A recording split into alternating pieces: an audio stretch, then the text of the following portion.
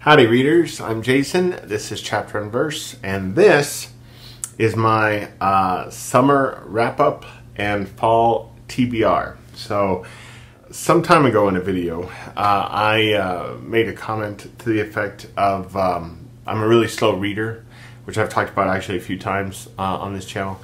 But because I'm a slow reader, sometimes in a given month I only get 1 or 2 books read. So instead of doing monthly wrap-ups, I decided to do seasonal wrap-ups, which is kind of a fun idea for me anyway, because especially where winter is concerned, I tend to try to make kind of seasonal reading lists, I suppose, throughout the year. So this, I think, is going to suit me a lot better. But anyway, so tonight I want to share with you guys what I read this summer, and then today being the first day of fall, what I'm planning to read between now and December 21st. So, the very first book that I finished in the official summer months was Penelope Lively's Moon Tiger, which you guys know, I've talked about on this channel before. It was a beautiful, beautiful book. I had a couple of real problems with it. I will link my earlier video discussing it in the description box below. But yeah, on the whole, I thought it was just really exquisitely written, and I didn't have quite as much a problem, I suppose, with the final act in the book as some other booktubers did. It was weird. I put up a video on this. Jasmine from Jasmine's Reads put up a video on this, and Neil Griffiths put up a video on Moon Tiger, all within literally, like, I don't know, it seemed like 36 hours of each other, and it was unplanned, so that was strange. But anyway, I think I gave this 4 stars on Goodreads. And then the next thing I finished, the book I was reading when I went to London this summer, was George Orwell's 1984, for the very first time ever. And it was impressive. It was as impressive, or almost as impressive, as I had been given to believe it would be. Over these many years, I've had people recommending it to me. So this is my best friend's favorite book. And while it didn't come anywhere near kind of cracking my top 10 favorite books, it was good. It was scary. And it's easy to see how it was groundbreaking. So that was 1984. And then a book I recently finished was John Steinbeck's The Grapes of Wrath. This is the folio edition. And I'm just going to show you guys, because I can't remember if I showed you any illustrations from it before.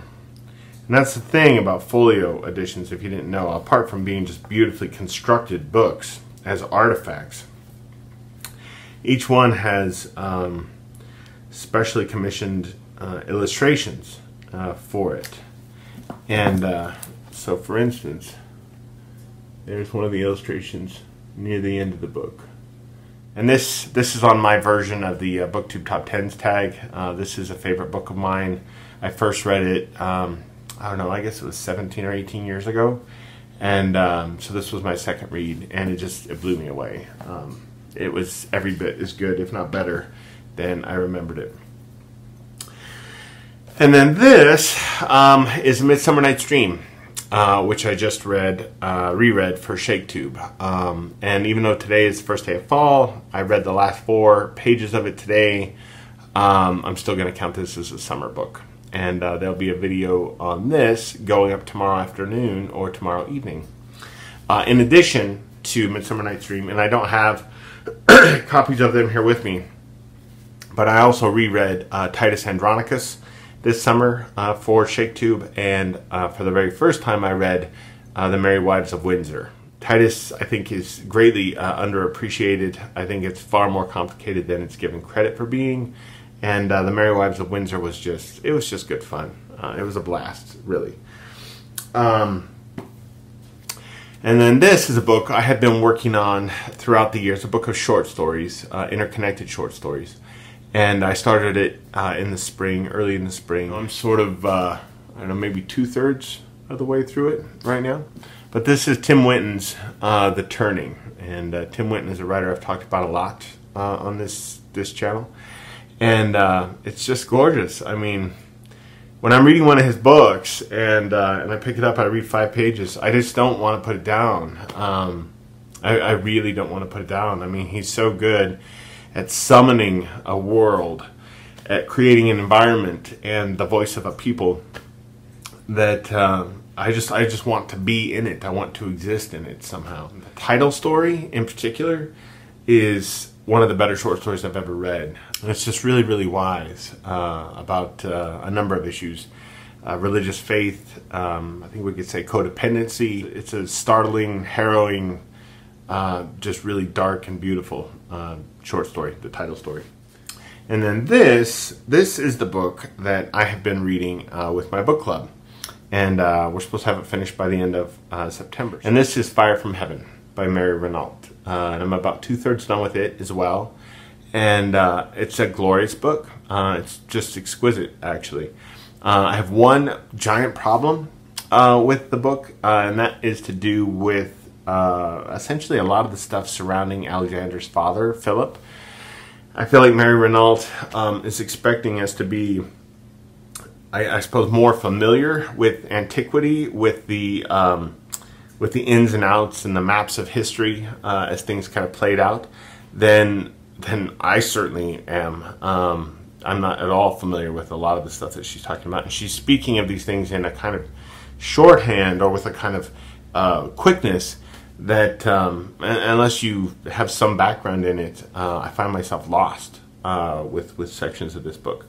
But 50 years ago, or roughly 50 years ago when this was published, my guess is that your average college graduate or master's or doctoral student was probably a good deal better versed in antiquity than we are in 2018. So I have huge gaps in my education, and that is one.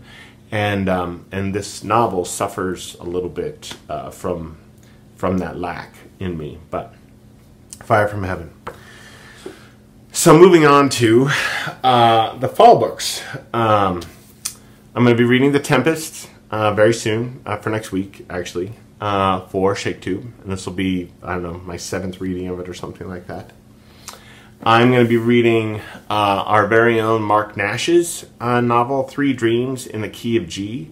This is a finalist right now for the Not the Booker Prize, hosted by the Guardian newspaper. So congratulations to Mark. Here's hoping it wins. Anyway, Mark's fabulous. If you haven't seen his channel yet, you absolutely need to. He's one of the smartest people on BookTube by far. It's weird. He and I have very different tastes in literature. We rarely like the same books. But in many other, I think, significant ways, our minds kind of, I don't know, run on similar tracks. So that is Mark Nash's new book. And then tonight, I'm going to restart, for the purposes of my Midsummer Night's Dream video, Ron Rosenbaum's book, The Shakespeare Wars. And what he has to say about that play, and in particular, a 1970 production of that play, directed by, I think, Peter Brook, is remarkable. And I want to be sure to have his perspective inform what I have to say about the play in my video tomorrow. So, and then I am not supposed to technically know what this book is going to be. It's our next book club book, and it's being selected on October 1st by my wife. But for purposes of this video, she went ahead and told me what she's choosing. So I will be reading White Teeth by Zadie Smith, which I've never read before. And I know some of you are huge, huge fans of this book. So without spoiling anything, if you've read this, let me know what you think in the comments. Yeah, I've wanted to read. I've read some of Zadie Smith's essays, but I've never read her fiction. So looking forward to that. And then for my Holy Fools of Shepherd book and movie group, we are going to be reading the children's novel, The Miraculous Journey of Edward Tulane. I have read 2 books by Kate DiCamillo. I've read The Tiger Rising, and I think I've read The Tale of Despereaux, actually. And I liked both of them. I didn't love either of them. In some ways, I feel like I have higher standards for children's fiction than I do for adult fiction. Yeah, and so I'm often disappointed by it, but she hasn't disappointed me, and I've been wanting to read this book for a long time. So I was pleased when our pastor Lynn chose this for the group to read. And then I'm going to be finishing, this is going to be difficult. I'm going to be finishing Henning Mankel's Kurt Wallander series and reading the final full-length novel in that series. This is The Troubled Man. I still have the collection of Wallander short stories to read, and there's a novella as well called An Event in Autumn, I believe, which, come to think of it, would be perfect to read right now. But so The Troubled Man, I'm going to be finishing out Wallander, and I suspect that's going to be very bittersweet. And then lastly, I will be reading with Robert from Barter Hordes in a buddy read, The Buried Giant by Kazuo Ishiguro, again, which I have wanted to read for a very, very long time now. And this is a signed copy that I got for Christmas. I can't remember if it was last year or... Anyway, strangely, it's not signed on the title page, but right there on the first blank page. But anyhow, I didn't get a book signed by him in London this summer, so I'm glad I've got this. But that's it. That's my summer wrap-up, my autumn TBR. And historically, for the last 7-8 years, I have only been reading between 20 and 30 books a year.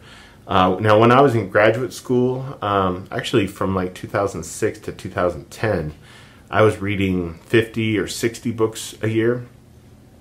For the life of me, I can't understand how I did that.